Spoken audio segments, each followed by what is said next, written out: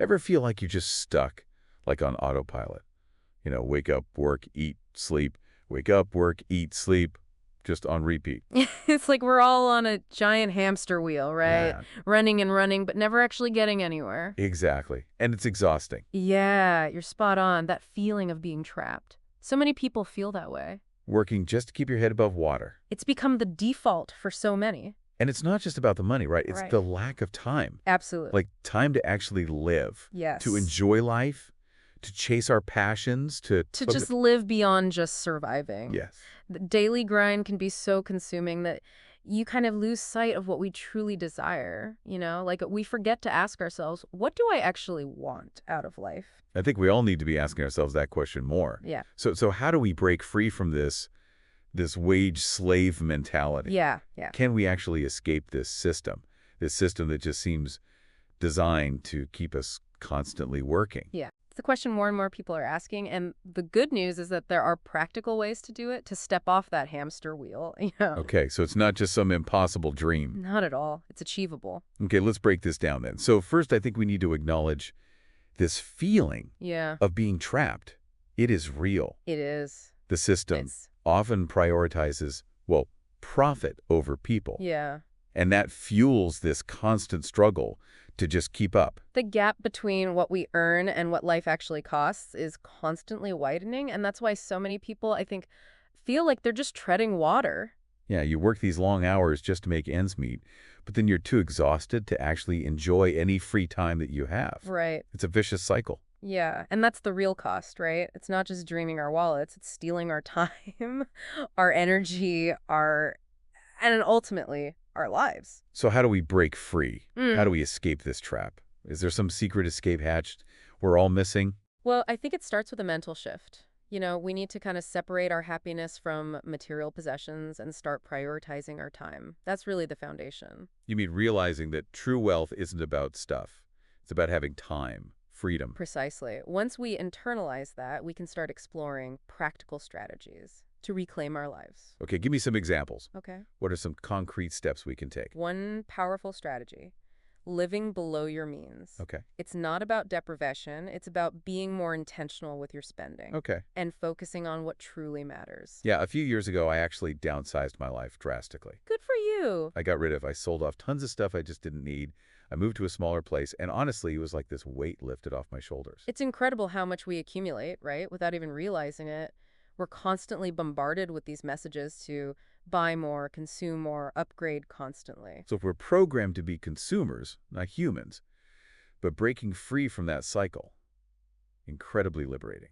It really is. It frees up your finances and your mental space. You're no longer chasing that next thing. So living below our means, that's a good first step. Yeah. What else can we do to kind of chip away at this wage slave mentality? Building multiple income streams is crucial. Okay. It spreads your risk and it gives you more control over your financial future. You're less vulnerable to things like layoffs or economic downturns, right? Exactly. If one income source dries up, you got others to fall back on. Multiple income streams equals options and resilience. It gives you the power to make choices, which is what this is all about. So are we talking about like starting a business, Maybe. investing, things like that? It could be any of those, or it could be something totally different. Freelancing, creating online courses, renting out a room, even selling crafts online.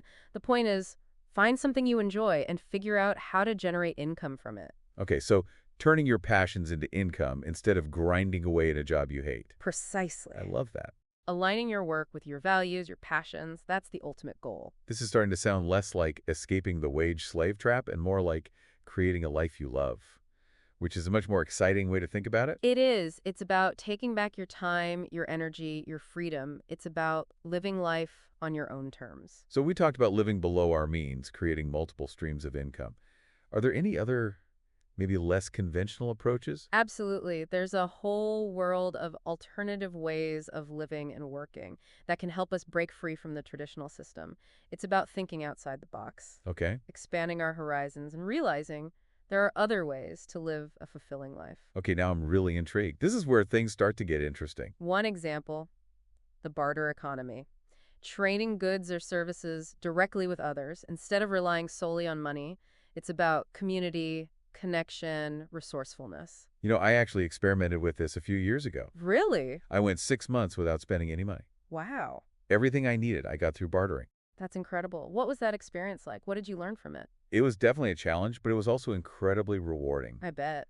It forced me to be creative, resourceful, and connect with my community in a whole new way. That's a perfect example of how stepping outside the system Yeah, can lead to unexpected personal growth and a deeper sense of fulfillment. It's about pushing boundaries and discovering new possibilities. yeah, it's not just about bartering, though, right? There are also alternative living arrangements, like communal living, Right. co-housing, eco-villages. Yeah, these models offer a different way to share resources, reduce costs, and build stronger communities. Hmm, It's about moving away from the hyper-individualistic mindset that's so prevalent in our society yeah. and embracing collaboration and interdependence. It's fascinating to think about all the different ways we can live and work outside the conventional system.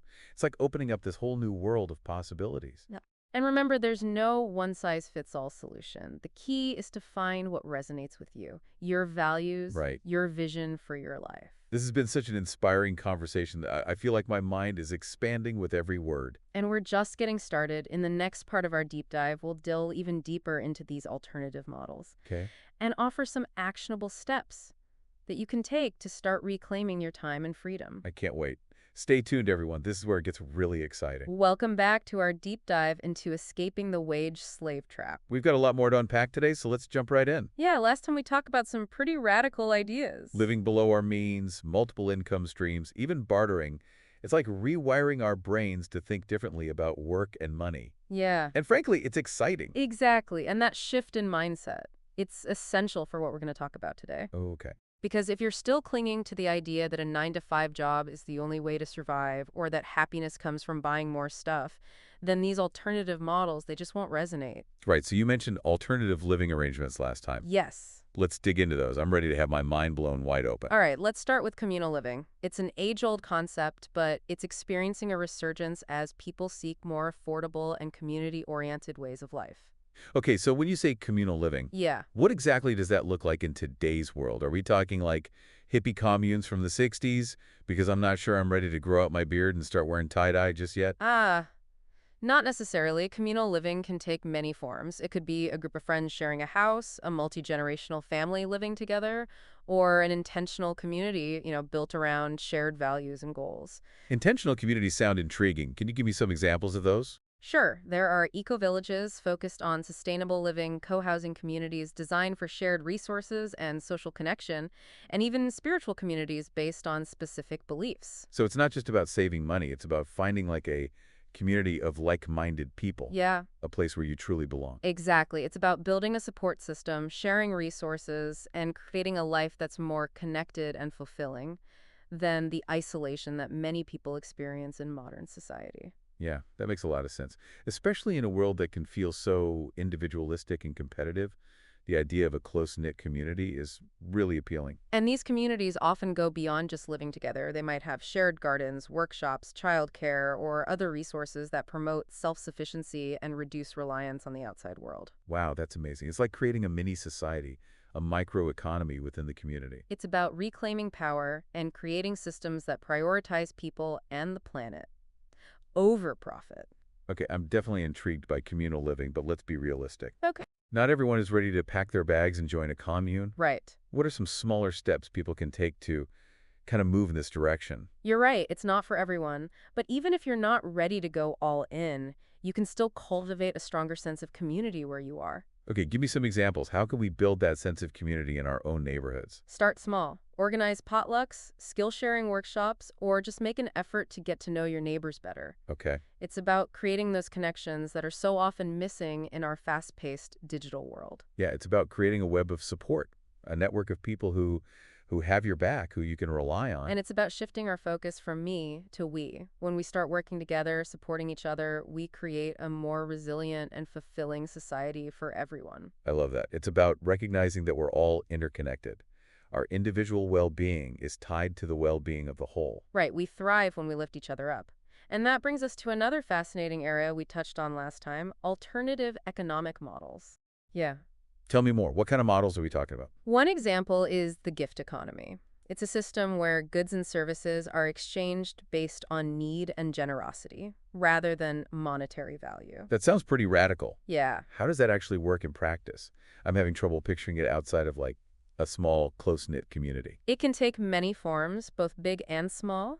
It could be offering your skills or services for free, donating to a cause you believe in, or simply helping a neighbor without expecting anything in return. I love that. It's about shifting from a transactional mindset to a more giving and interconnected way of being. Exactly. It's about recognizing the inherent value in human connection and reciprocity. Understanding that true abundance comes from sharing and supporting each other, not from hoarding resources or competing for every scrap. So it's about rewiring our brains Yeah. to value different things: community, connection, generosity. And when we start valuing those things, our whole perspective on work and money changes.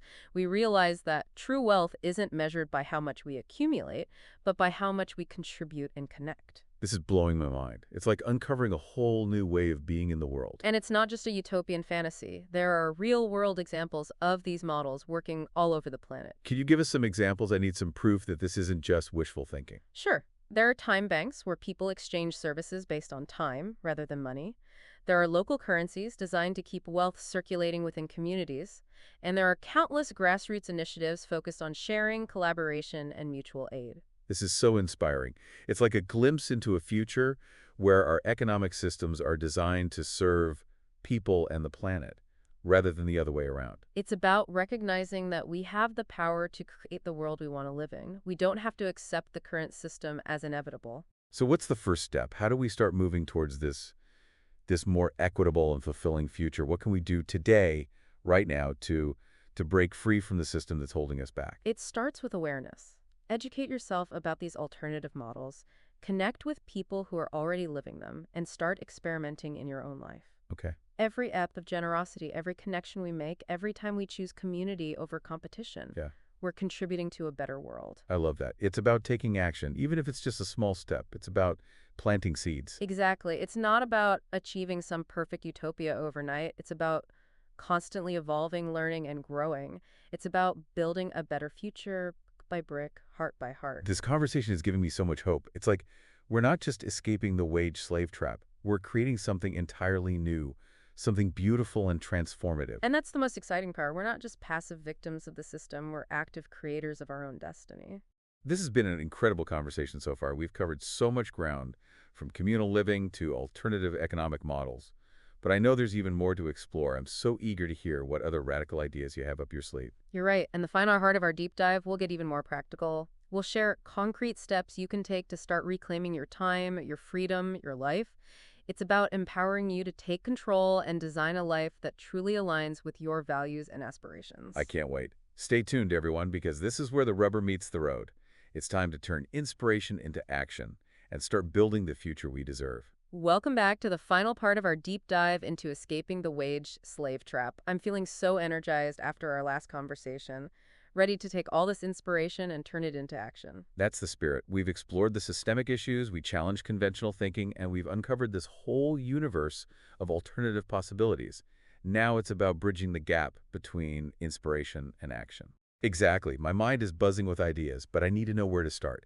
How do we actually take all this incredible information and turn it into tangible change in our lives? It doesn't require a massive overnight transformation. It's about making small, consistent steps in the right direction. It's like building a muscle. You start with small weights and gradually increase the load. Okay, I like that analogy. So where do we start? What's the first rep in this life redesign workout? Awareness is always the first step.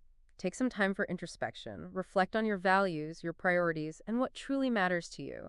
It's about getting clear on the kind of life you want to create. That's so important. It's easy to get caught up in the daily grind, and lose sight of the bigger picture. We forget to ask ourselves those fundamental questions about what we truly want. Exactly. So carve out some time for yourself, whether it's journaling, meditating, taking long walks in nature, whatever helps you connect with your inner voice and gain clarity on your vision for the future. Okay, so let's say we've done that. We've reflected, we've gained some clarity. What's next? How do we move from vision to action? Then pinpoint the areas where you feel most stuck, most unfulfilled. Is it your job, your finances, your lack of free time? Once you identify the problem areas, you can start brainstorming solutions. For me, it's definitely the feeling of being chained to a paycheck. That constant pressure to earn, to keep up, it just drains my energy. I long for more freedom and flexibility, for the space to pursue my passions without worrying about money. That's a common feeling, and it's a great starting point. Can you reduce your expenses to create more financial breathing room? Can you explore side hustles or freelance work to diversify your income? I've actually already started downsizing. I'm selling things I don't need, cutting back on unnecessary expenses, and I've even started exploring some freelance writing gigs. It feels so empowering to take those first steps, even if they're small. Every step towards financial independence is a victory. It's about reclaiming your power and creating choices. That's exactly how it feels empowering. So we're working on our finances, but what about the time factor? How do we create more space in our lives for the things that matter? It starts with being intentional with your time. Just like you track your spending, start tracking your time. Where is it going? You mindlessly scrolling social media or binge watching shows when you could be pursuing your passions, connecting with loved ones, or simply resting and recharging? Ouch, you're hitting a little too close to home here. I definitely have some time-wasting habits I need to address. We all do. It's not about being perfect. It's about becoming aware of where your time is going and making conscious choices about how you spend it. So it's about setting boundaries, prioritizing, and saying no to things that drain our energy or don't align with our values. Exactly. It's about reclaiming your time as the precious, finite resource that it is. This is making me realize how much power we actually have over our lives. We're not just passive victims of circumstance.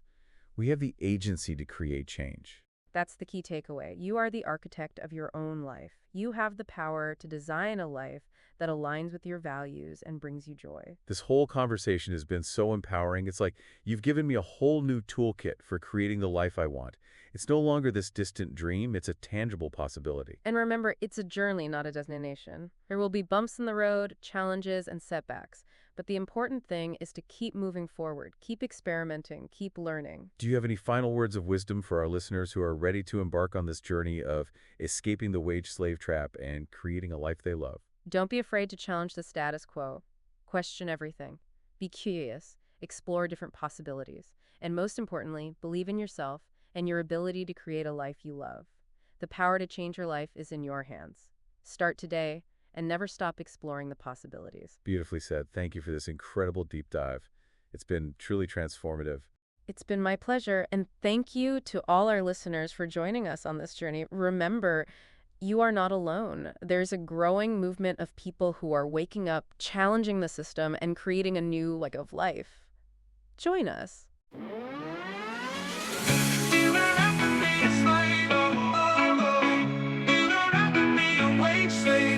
No, no, you don't have to be a wage slave. No, preserve your life hours.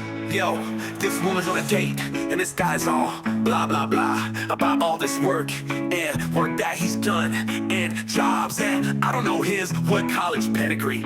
Anyways, and she goes, well, what about the difference between work experience and life experience? And I'm like, yeah, exactly, these people are sucking. You don't have to be a slave, you don't have to be a wage slave, no. No, you don't have to be a wage slave. Well, preserve your life hours, don't be a wage slave. You don't have to be a slave, and conserve your life hours. You don't have to be a wage slave. Think about it.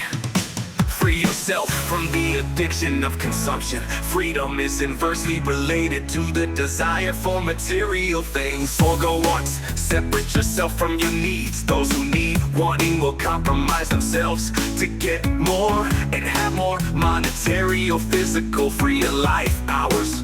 Once free, never be a slave to another man. Take advantage of this while you have the time today. Don't be a wage slave, you have to not be a slave. You can, no, you don't have to be like a Caribbean sweet corn. And it's also planting soil from Africa. Be free, now don't do it. Free yourself, preserve your life hours. Don't be a slave.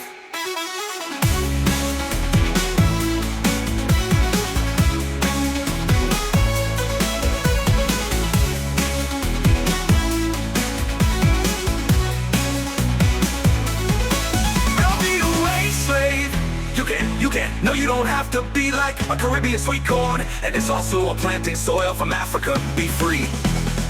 So now don't do it. Free yourself, preserve your life hours. Don't be a slave.